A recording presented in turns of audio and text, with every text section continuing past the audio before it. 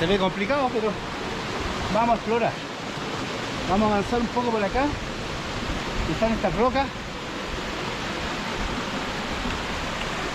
Y claro, por aquí.